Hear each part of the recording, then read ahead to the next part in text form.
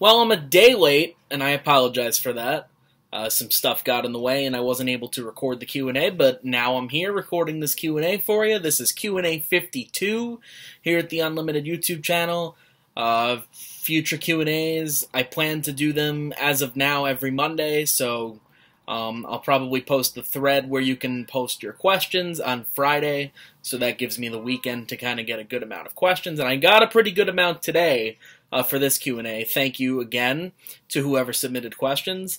The best ones are going to get answered, so let's just dive right into it. Andrew John Buitt. Who wins Omega versus Jericho at Wrestle Kingdom and why? I would have to imagine Omega wins. I'm not really sure what Jericho's situation is over there. I don't know if he's staying. I don't know if this is just a one-off appearance and then he comes back to WWE, or if it's just a one-off appearance and then he goes back to touring. I'm not really sure, but I would probably go with Omega for just that very reason. Basically because I have no idea what Jericho's going to be doing after this. I don't know if this is just a one-off or if this is, going to be a consistent thing. Because if it's going to be a consistent thing, then I could argue Jericho goes over, but I'll go Omega. Why is WrestleMania 17 considered the best of all time, and why? Well, it's funny that you say that because I don't think it's the best of all time. I think it's the most overrated of all time. But, I'm sick of the notion that every single match on the pay-per-view was good or great. That's not true. Not every match was good. There were some good matches, and there was even a great one. But that doesn't mean every match was good. Furthermore, those who want to point to the in-ring action need to realize that when it comes to the WWE, there's more than just that. So that's pretty much why people refer to this as the greatest WrestleMania of all time, because the in-ring action was so amazing and excellent, even though not every match was good, and only one match was great compared to two. So there you go. Favorite wrestler from NJPW, ROH, WWE, and NXT. I don't really have a favorite from ROH or NJPW because I don't watch. Favorite wrestler in WWE?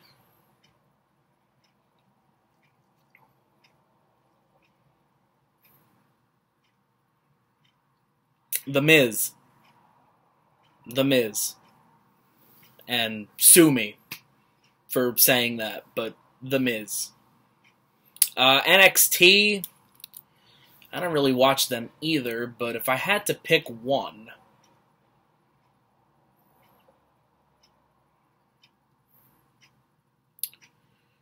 probably Aleister Black. For now. That might change, because I haven't really seen a lot of him. I've seen enough of him to like him, but I haven't seen enough of him to, go out and become a total fanboy for him. So, yeah, I'll go with him for now. Why was King Kong Bundy never world champion? I think he was considered one of those guys that was good enough to, be a giant, be a dance partner, but not really world title material. I don't know. I really don't. WWE raids independence since NXT goes big. Who is the biggest flop and win? So basically, which indie guy that went to NXT has been the biggest flop and which one has been the biggest win? Biggest flop, Hideo Itami. Mainly because the guy can't stay healthy, and look at where he is now. He's going to be in the Cruiserweight division, which means he's basically just as irrelevant as he was. NXT's biggest win?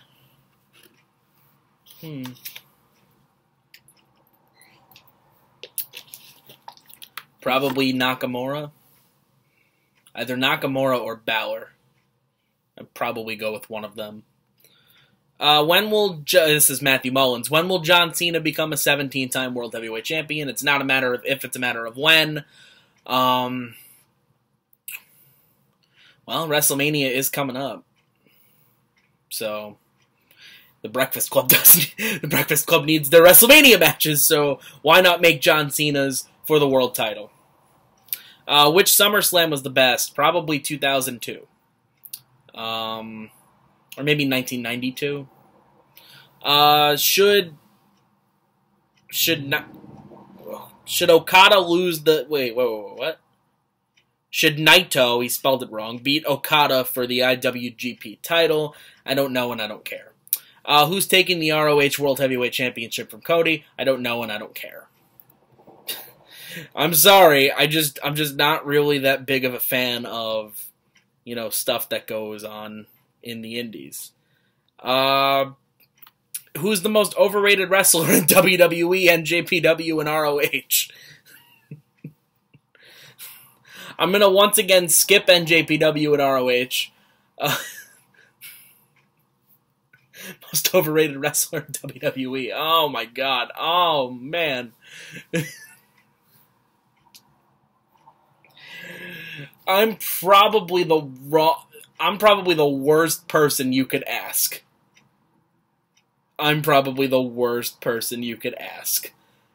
But who do I want to piss off the most?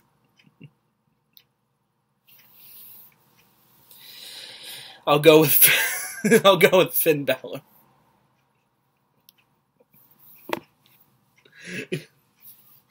I'll go with Finn Balor, but in all honesty, I can write a list. An entire list, like bigger than Jericho's list, of most overrated guys in WWE. Like, the list is that big. Thanks for the question, though. What are your thoughts on blading?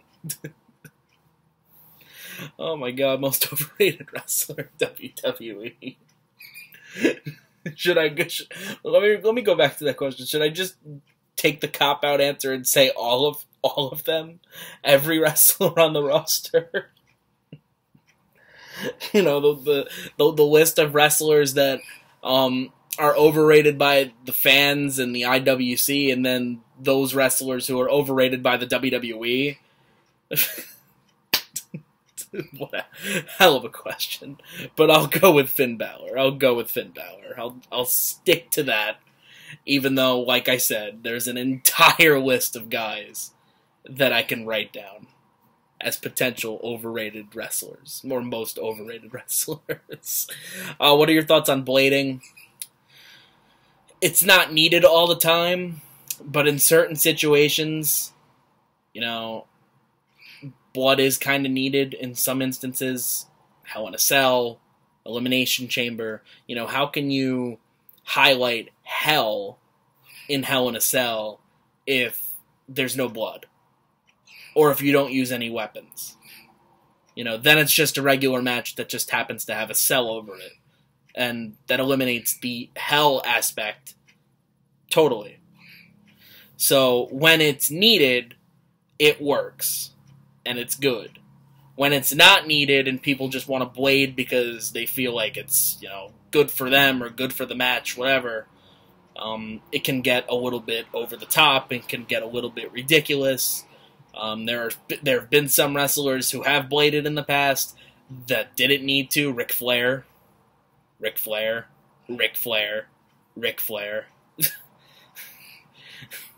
And they would just blade in normal matches.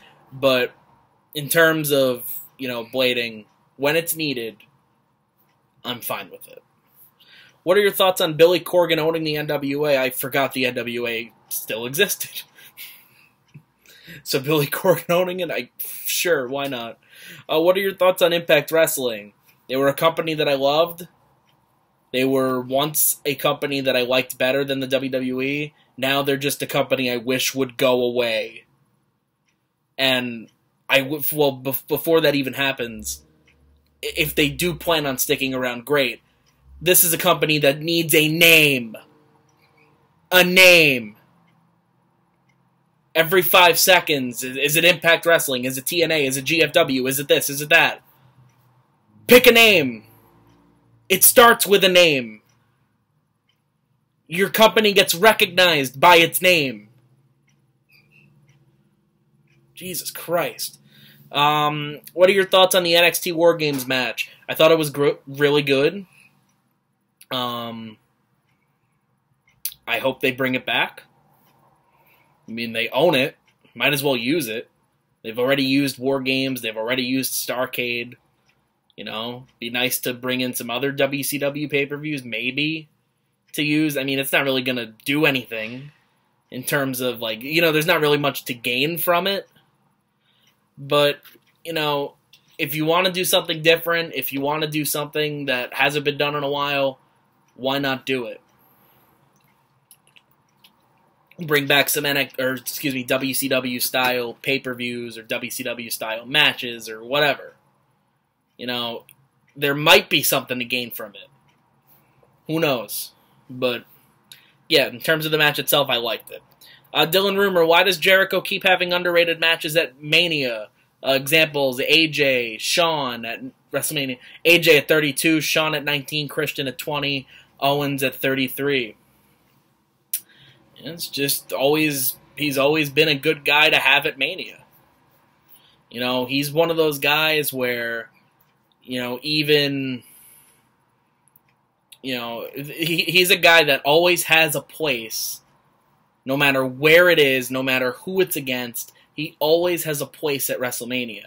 And he always makes sure that somehow, some way, it works. Like, for example, you know, I went to WrestleMania 29, and I'll be honest, I wasn't too excited about the fact that he was facing Fandango. But Jericho and Fandango, I'm saying his name correctly, you're welcome, actually put on a semi-decent match. I wouldn't have put it on a WrestleMania, of course, but it was a semi-decent match. And it was better than I thought it'd be, and it was basically because of Jericho's ring leadership. You know, that's what Jericho is. He's a ringleader. And he has the skills and the experience to turn anything that he does into something semi-good or even great. So, why does he keep having underrated matches? Because he's just that good of a worker. You know, he's a good guy to have on the mic. He's a good guy to have in the ring. He's a good guy to have putting people over. Sometimes he puts too many people over. You know, he's a great guy to have in the business. No matter how much of a yes man he tends to be. You know what? If you're making all that money, I'd be a yes man too. Let's be real here. From Brian Collinari, last question. Will Rude become U.S. champ at Clash of Champions? Yeah, I'm going to say no. I think Rude winning a main roster title should be saved for a bigger show. I don't know. What does the U.S. title really do for him anyway? It's really not doing anything for Corbin. I don't know what it's going to do for Rude. But thank you for submitting your questions. I'll be back Monday. Again, sorry that this was late.